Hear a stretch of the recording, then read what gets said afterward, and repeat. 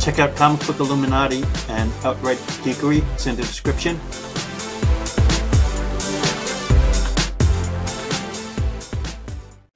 Hey y'all, Rob here, and this is my review of Batman v Superman Dawn of Justice. And this is just my honest opinion on it. And just like you, a fan, and this is my view. And I was hearing over the weekend the critical responses and fans saying, oh, it's good, I didn't like it, it has a pretty bad critical rating across the board, and people saying, oh, it's the end of the DC films and stuff like that. And to me, it was blown out of proportion. It was a good film, but not great. You know, just like Man of Steel, Zack Snyder has made an acceptable film, but also not like that A+ home run that DC films currently needs. And to me, it's a mixed bag. It's about 2.5 hours. Keep in mind, this is a 3-year wait to get the film. That's a long time, especially when most movies nowadays can be made this year and out next year. And at least Wonder Woman is going to be out, and it's not going to be a long wait for that one. And just thinking about the film, having come back home, and the mixed bag feel I got is someone, I was reading a post, said, you know, with editing, this could have been a great film. And you know, that's the thought that really stuck with me, that with proper editing, this could have been really good. Instead of being, and I would say good, a bit, you know, good, had its moments, but also stuff I didn't like. So it was about 2.5 hours. The first hour was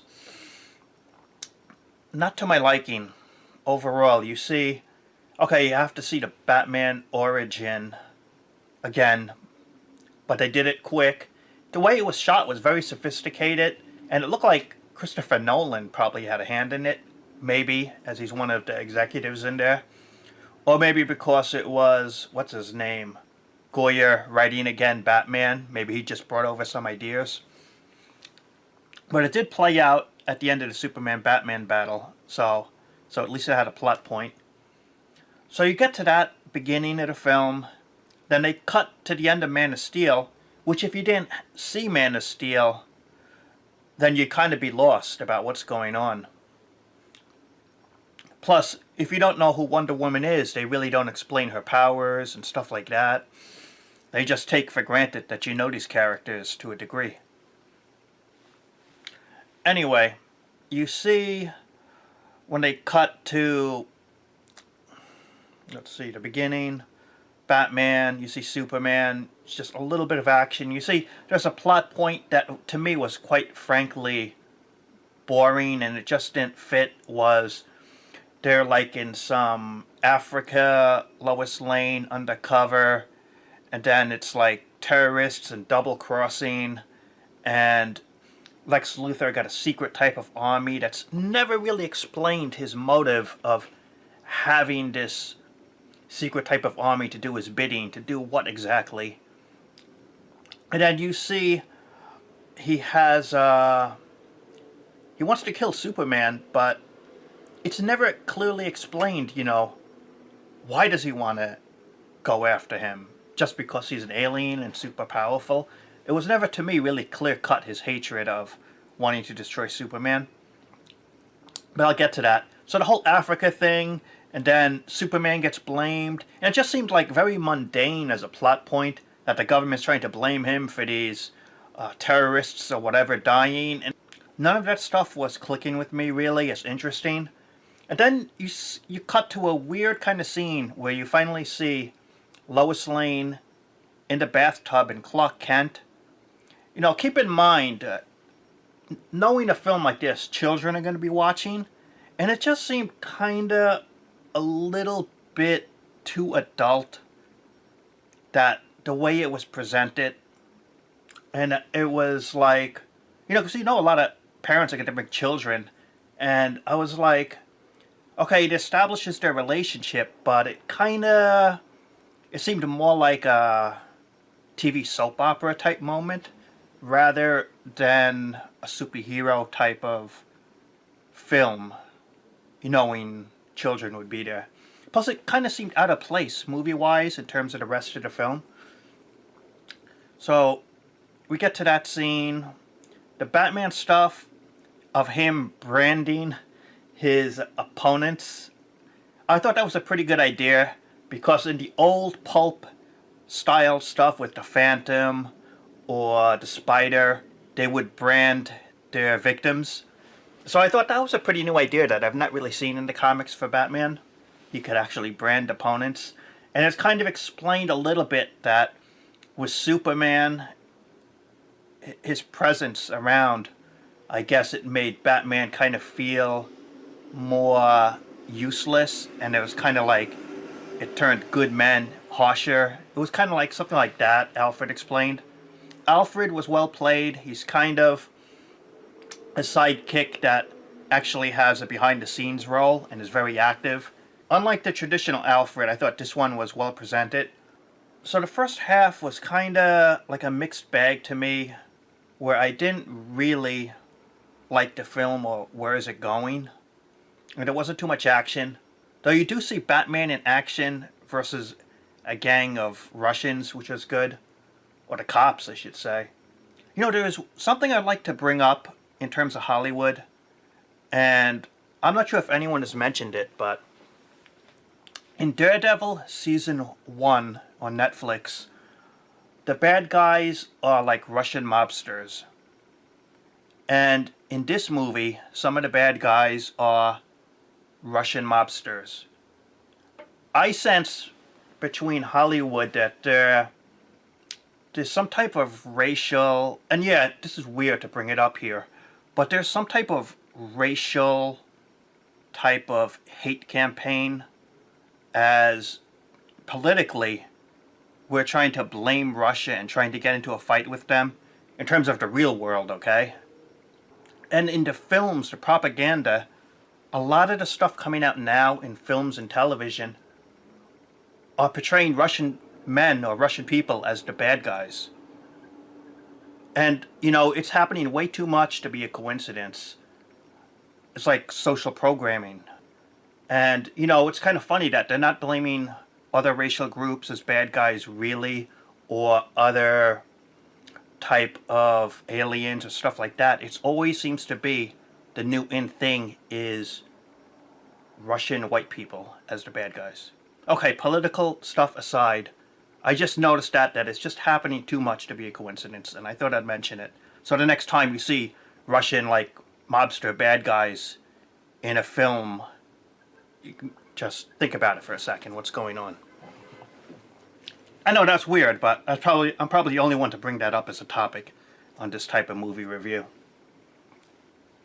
So, we get to, the Batmobile is fantastic. It's like an indestructible tank. And then that felt in the movie kind of like a Fast and Furious type of moments. Like, what film am I watching here? And then the Batplane, very nice, really cool. But the second half of the film, is when, to me, emotionally, theme-wise, it got better. The film did get better in the second half. About the first hour, I really wasn't into it, and that's just being honest. And I really liked the second half until maybe the last 15-20 minutes, which I'll explain. In the second half, the stuff builds up with Bruce Wayne, Clark Kent, and building up to the tension. Lex Luthor blows up the Senate type thing in a terrorist bombing, which, considering the real world, what timing, right? Bad timing, I should say. But it was never really clear-cut his motive to why he would do that, other than to blame Superman, but Superman didn't get the blame for it, really. maybe he just wanted that Senate woman gone because she was interfering with him. Whatever it was never really properly explained why he would go to that end to do all that. It just also, that seemed just a bit out of place. There was a surprise appearance by Pa Kent, and that was pretty cool. I didn't expect that in the film. It was kind of like one of those imagination type things going on there. But what really, to me, was the high point of the film was the Batman fighting Superman battle. To me, it was well played, a good payoff. And in these type of battles, I always question, will they actually have one hero beat the other hero where, okay, I had you down and the battle is over? Or will they always end where someone interferes and it's never a clear-cut win? Well, this one had, in my opinion, a clear-cut win. The guy was down, the other guy with the spear. Okay, if you didn't see the film, see it.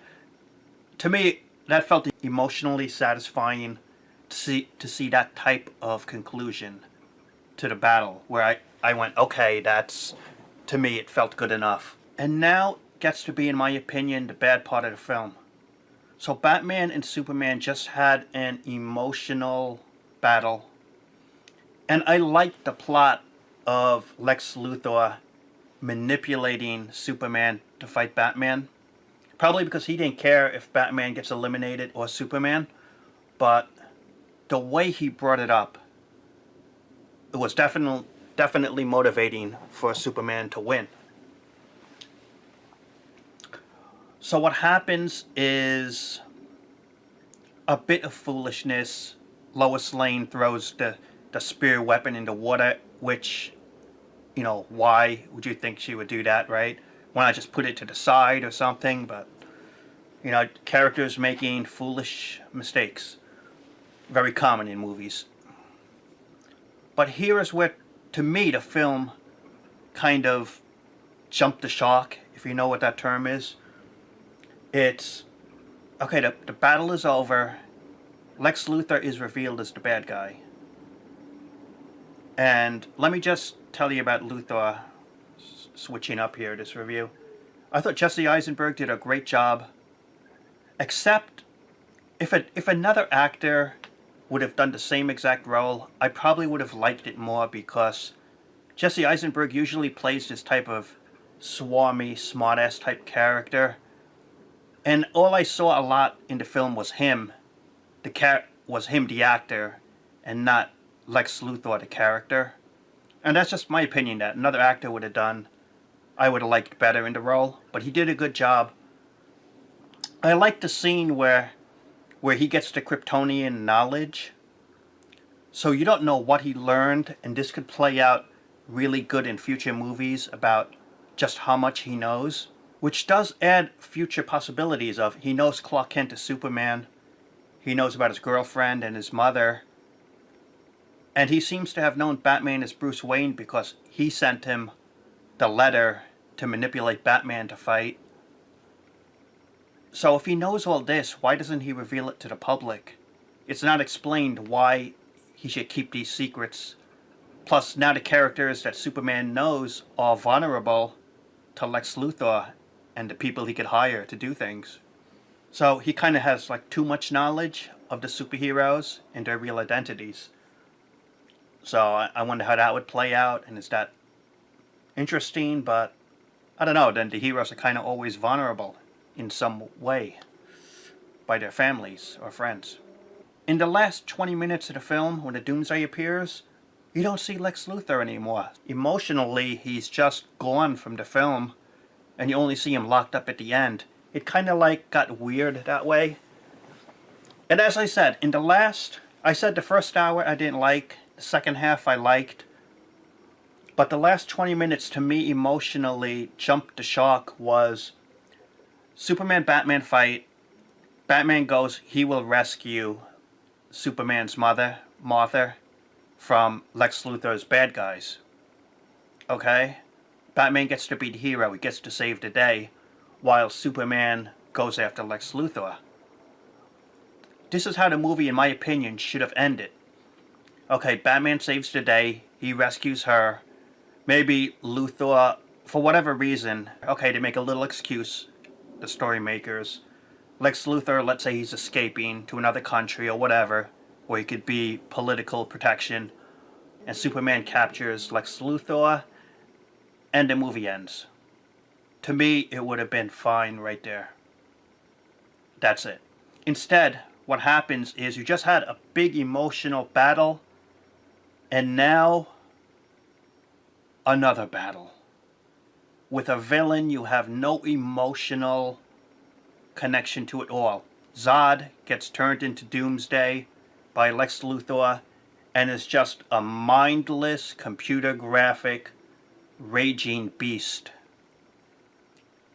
with no mind, no clear cut that this guy's actually even thinking, just destruction. And the thing is, the destruction is so grand, so spectacular. Eye blasts, city blocks destroyed, explosions, and just, it got to the point where everything is bigger, bigger, bigger.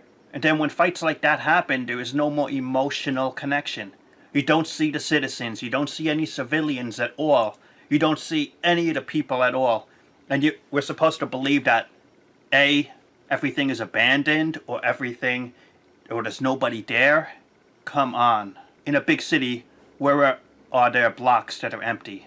No big city has blocks empty. There's people everywhere, okay? And so, the destruction is so grand, so spectacular, so amazing, that then there's no more emotional connection. There's no more emotional feel. The explosions are so big, so spectacular, that it lacks any emotional connection to the audience. You know, as an audience member, you just had the emotional Batman-Superman fight, and that's how it should end, as I said.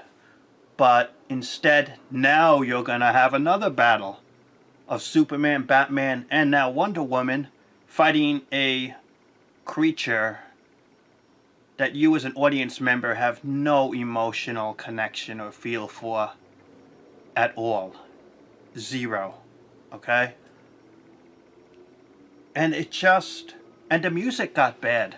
When you see all three of them together, and just the tone of the music track, it kind of felt weird. It kind of like, this isn't good music.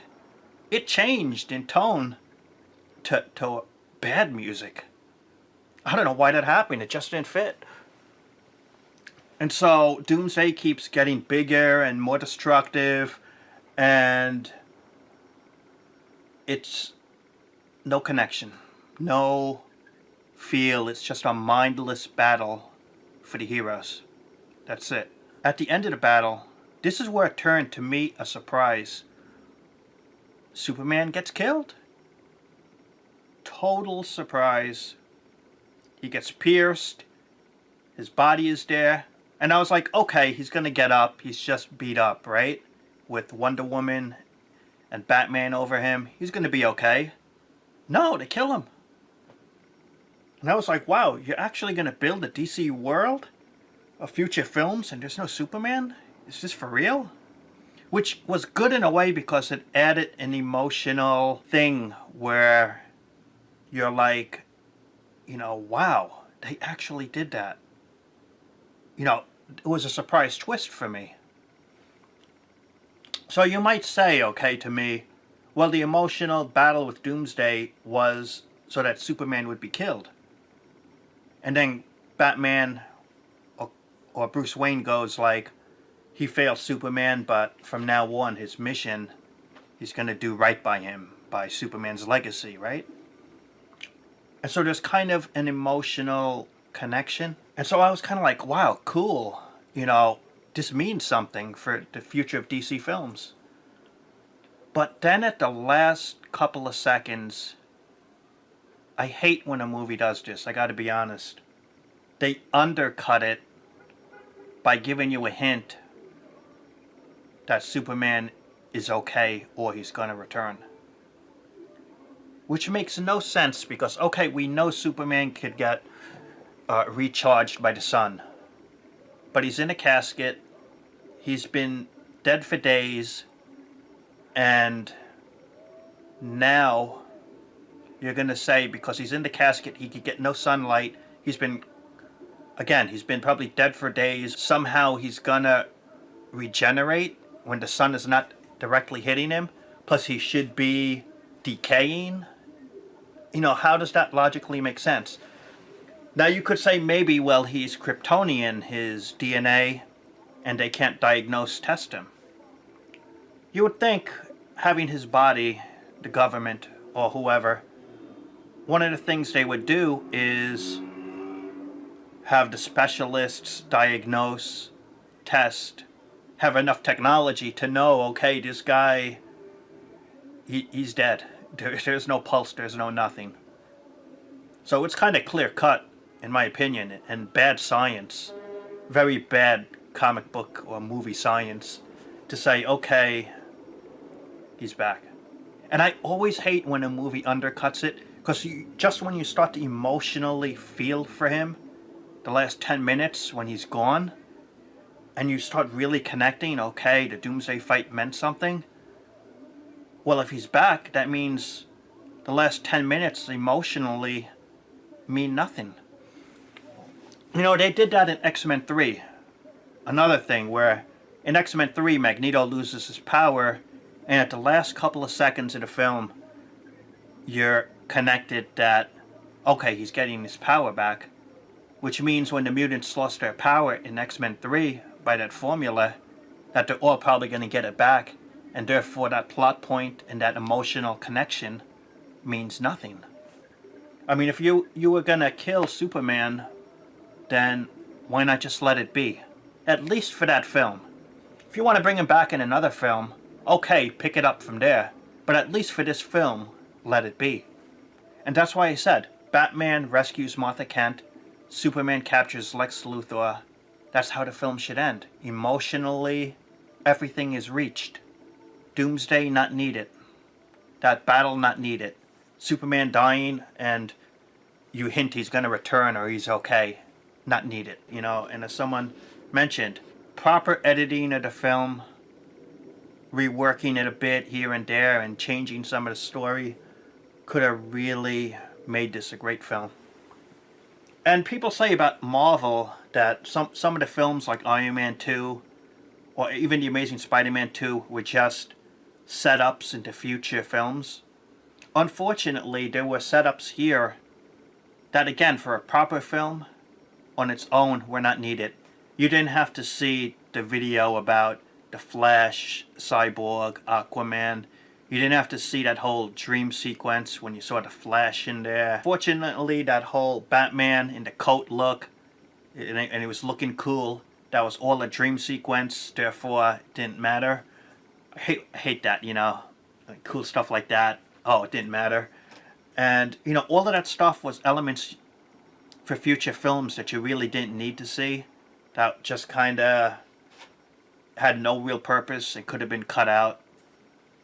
Could have cut out Doomsday. You could have cut out probably a good 30 minutes of the first hour. And it would have probably made for a tighter, better film. That's just my opinion on it, so don't go hating.